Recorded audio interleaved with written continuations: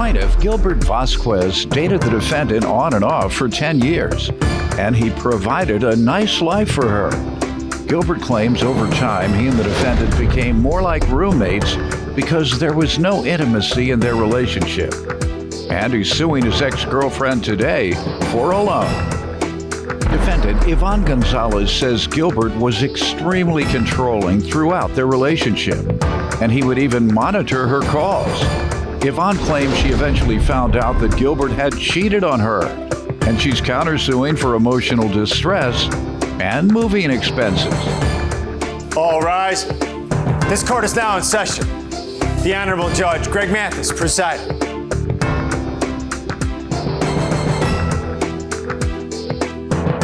You may now be seated. State your name. Gilbert Vasquez. Ma'am? Yvonne Gonzalez. Start with you. Well, Your Honor, I've been with Yvonne for the last 10 years in and out of the relationship. I've been a good mentor. I've provided a nice home for her, cars, everything you could possibly think. Together or separately? In other words, was she living with you in these nice homes? Yes. Okay. She was with me, and then... So you provided it for yourself also? Oh, yeah. She just happened to live there? Yeah, yes. Oh. Yeah, we live together, and, I've done a lot of things for her, but we break up, come back together, break up. Like what? Just, we didn't get along. No, you say you've done a lot of things for her. Oh, yeah, like I said, I help finance cars for her. Okay. I would financially help her, and, And you would pay the note for the cars? I would put a down payment. And she would pay the give note? her my vehicles, and she'd make the payment. All right. And then, just relatively, I had a nice, beautiful home, and I still do this, live in the same place, and I've done a lot of things for her. You're telling me about what you've done for yourself. I'm looking to hear what you've done for her. Certainly extending your credit on a car that she has to pay for is a little help. Yeah. And give me some of the other help. Well, like I said, keep saying, I'm going there to keep saying I've done a lot for her, and I'm not hearing it. I felt I improved her life. I improved her credit. Her credit was shot. I reestablished her credit. How? By making her, going bills that she hadn't paid in years. You paid for them? No, she paid for them, but financially she couldn't. How are you helping her? Everything I hear, ultimately, it comes down, she did it for herself. Well, she couldn't afford the vehicles that I had, put down so payments. She didn't pay for it? She paid the note after I put the down payment down. Well, then she could afford it. Not without a down payment. Give me the most of the down payment you gave her. On 2 separate occasions, over $4,000. Really? Okay. Yeah. $4,000 once, $4,000 again. Mm-hmm. You gave her? To the dealership. On her behalf? Yeah, on her behalf, For her car? Yes, and co-signed for the car because her credit was shot. So it's $4,000 each time? $4,000 each time? Each time. And she didn't have to repay you? No, I want her to repay me, but... So then you didn't give it to her. What makes you think hold on, what makes you think you're doing something for the woman? And everything you do, the house, you would be living there even if you all weren't together. The car, she has to pay for herself. The deposit that you put down, she has to repay it. So I don't understand what you've done for her. Well, I mean, the first all these car... I've done a lot. I haven't heard one thing. Well, I mean, to me, a lot. She needed a better car, like I said. I mean, she never repaid me, like I said. Okay, you ain't done nothing for the woman from what I've heard. In 10 years. Go ahead. Well, anyway. Woman been with you for 10 years, and you're going to make her repay you a deposit on a car. And well, you're supposed to be so big, live in a big house, or live in a palace. Go ahead. Well, like I said, I felt I've helped her, straighten out her credit. Credit was bad, and I put up vehicles for her. You straightened out her credit by telling her to pay it. But I mean, she never paid me back for those 2 cars either. I never got a dime. Right. Well, you said earlier you did it for her, meaning it was a gift. But now you're backpedaling. You didn't do it for her. She did it for herself. Go ahead. So, and during this time... Let me get her opinion on all this, ma'am. Okay. Let me allow you to give some background. Were you all together 10 years? Yes. Tell me about those 10 years and all the great things he's done for you. Okay. First of all, he has given me not money. See, you can't even refer to it. You can't come up with it. He has given me... What is he giving you? He's given me cars. Oh, you didn't have to repay? Well, no, I didn't repay him Were for you any of the cars. supposed to? No. Oh, okay, so they were I gifts. feel like I didn't have to. You say he gave you gifts of cars? Yes, yes. Worth how much? Roughly about 4,000 or 5,000. Twice? Yes. Just as he said? Yes. And he never asked you to repay? No. Okay, so why you lie on yourself? I just felt the second time around she needed to repay back the down payment. Is that part of the loan? No, this has nothing to do with those vehicles. That's what I'm saying. You lying on yourself. You say she had to repay you. She say it was a gift, and so you'd have been. And the reason I challenged you because you said you've done so much for her. I said it's not doing for her to help her to have her pay for something. She said you didn't have to pay for it, so you did do for her. Yes. All right. All right. Go ahead. Okay, first of all, I was with him 10 years, and I moved from California to Arizona to be with this man. And the whole time, he was very controlling, didn't let me have friends. He monitored my calls. How? Well, first of all, he didn't let me give the number out. No, I'm saying how does he monitor the calls? Well, he would get mad if I had calls and he wasn't there. How would he know you had calls if he wasn't there? Well, caller ID. He would go and search the caller ID when Yes. he got home? Yes. All right. How do you know he would? Because then he would confront me with them. He said, I searched that caller ID and I see you've called so-and-so. Mm-hmm. Why would he get mad again? Well, because he was very controlling. He wanted to know all my friends. He wanted to know who I was talking to. I know, but why would he get mad if you called people during the day while he wasn't there? I don't know. Why don't you ask him? Why did you get mad? Because I didn't know these people. I mean, you know, you're living with me and you have these people on the cell phone. Who the hell are they? Are you kidding me? That's what I'm saying. Not only is I that still don't know. controlling, I took this for that 10 sounds years. a little touched. Yeah, go over somebody's phone to see and then call the people? Or make you explain who they are? Mm-hmm. Just because their number is on there. Not because it says Jason, Doe, or John. Not because it's a bunch of men. Just you got to explain who these numbers are. Go ahead. You weren't, he wasn't controlling. He was, never mind. Go ahead. What else do you want me to know? He was controlling, which now he admits. He cheated on me. I just had enough. That's why he was controlling, huh? I just had enough of it. Okay. When did you all break up? And this has been a few months. Okay. That I left. Because of the cheating? Yes. All right. Tell me why you're suing her for $3,000 for an unpaid loan. Well, back in November of 2009, before Thanksgiving, she approached me and said she needs some money to clear some bills and for her grandchildren for Christmas. And December, I was going to California to work until April. Because, you know, I was semi-retired and I felt my friend, he needed help to drive some trucks. I said, I'll do it for a while. We needed a break anyway because, you know, we just weren't getting along again. Mm-hmm. So I figured, okay, you stay here and I'll go back, you know. And I really thought things were going to be great when we got back.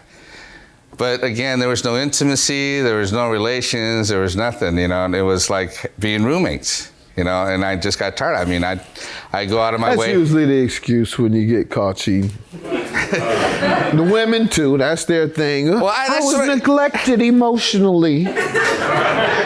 And so therefore I needed somebody in my life. You weren't coming home, you weren't showing me any intimacy. So I had to find a man who would. Just like you. No, I didn't. She neglected you, so you should have quit her first. Well, I mean, that's what was happening. There was no intimacy. So why didn't you just quit her? Why did you have to cheat? That was my house. What? That stopped you from quitting her? No, I mean, I try to talk to her about it. I try to, you know, do some things to entice her. She didn't. So my point is, instead of using that as an excuse, because there's no excuse to jumping in bed with another woman. I didn't know. She's saying You didn't cheat on her? No, sir. So why are you telling me about this neglect? What does that come into play? Why are we talking about it? Because You say she neglected that's why you? we broke up this last time, because there was no intimacy. Okay, so you came to her and said, I'm breaking But I up. came back so and- you're doing just what I suggested a person should do Yeah, I thought. after you heard me say it. Right. Well, I'm just saying, if we took a break. Let's get to the loan. Anyway, I lent her $3,000. When? And that was November of last year. All right. What were the terms of repayment? That this time I'm not going to let her just walk away from. I know. When was she supposed to pay the $3,000? Oh, I gave her a chance. Pay me what you can, little by little. And I'm going to be in California until April. Was there a deadline? No, there was no deadline. But I figure within 1 or 2 years, I gave you that option, 1 or 2 years. So that's why I made it a promissory note. And it's been less than 1 year.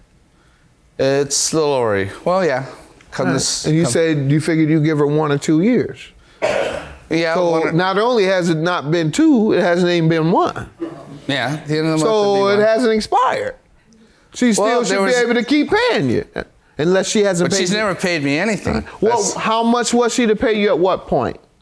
Well, she was going to probably pay me Probably. $100, $150 a month. What did she tell you she was going to do? Yeah, she What did told you me. all agree to do? That was the agreement. And if she was to leave and go her own way, she was going to pay me in full. See, that's why I feel this is the time. Okay, if she quit you, she had to pay immediately. If she stayed with you, she could pay you $150 a month. That was the agreement? Basically, yeah. Basically. Yeah. All right, let me inform you. Unless you can convince me that that was the agreement, I can't grant you a judgment. So far, all I do believe, as you have admitted, and you were very clear about this, is that she was to pay you in 1 or 2 years. When I asked you the exact terms, you fumbled around. Then you finally said, well, $3,000 if she quit me, and then $150 if she doesn't quit me. What was the agreement if there was a loan? Actually, I don't remember him saying anything like that. He didn't quite remember either. Did you borrow the money and when? I did borrow the money. What was in the November. agreement on repayment? I told him that I'd pay him when I can, And he said he thought it'd be 1 or 2 years. around there. Mm-hmm. I haven't paid him anything because I don't feel like I owe him anything. Why? Because of all the cheating.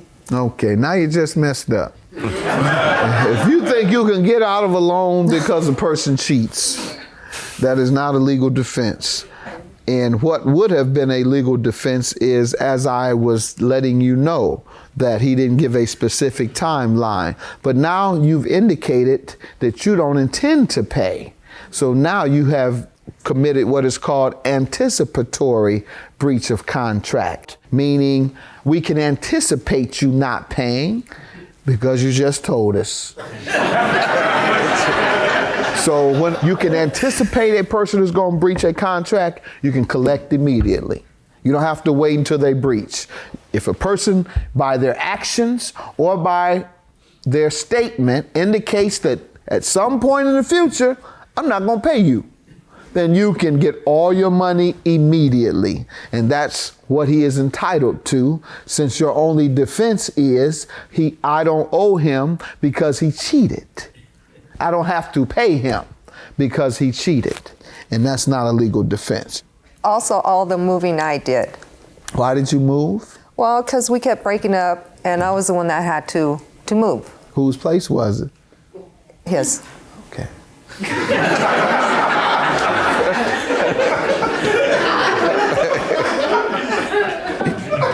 And when you say all the moving I had to do means you would come back Yes.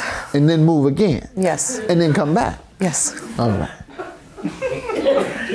You want him to pay for your back and forth. Pretty much. Why? Well, because, I moved from California to be with this man. Yeah, but then you moved back somewhere. And then you came back. And then you moved again. And then you came back. Well, every time I moved into a place that wasn't suitable, and What does that have to do with him? nothing. It's just, I just felt like he owed me Owed you for what? for all the pain and suffering I went through. Pain and suffering. That's your counterclaim, $1,400 for emotional distress. How so? From all the cheating, from all the controlling. Okay. And how long was he controlling? When we moved to Arizona, How many years ago was that? 7. All right. For 7 years, you stayed there and allowed him to control. Yes, Oh, I no, did. I'm sorry. You didn't totally stay there. You moved and came back for some more control. Yeah. And now you think you should be awarded a judgment for cheating. Emotional distress is granted when someone does something so outrageous and out of the ordinary that it causes severe stress. This is not out of the ordinary at all, that people cheat, break up, one of the parties invade each other's privacy, looking at their cell phones, going through their pockets. That's very common among people who are insecure about their relationship. And so I can't grant you emotional distress because your boyfriend cheated on you. And even though you claim you didn't like it, you return to live with him. And you say you shouldn't have to pay the loan because he cheated on you. That is not a legal defense to repaying a loan. $3,000 for the judgment to the plaintiff for the loan he is owed, and your claim is dismissed for emotional distress. Have a good day. Thank you. We're friends. I mean, I don't want any Cordial. harm to her, you know? We're cordial. We talk still, you know? I mean, we're not, you know, at our age, we're compromising. We still talk, you know? That's all. We're just friends. We're good friends still. But I moved out of state for this reason.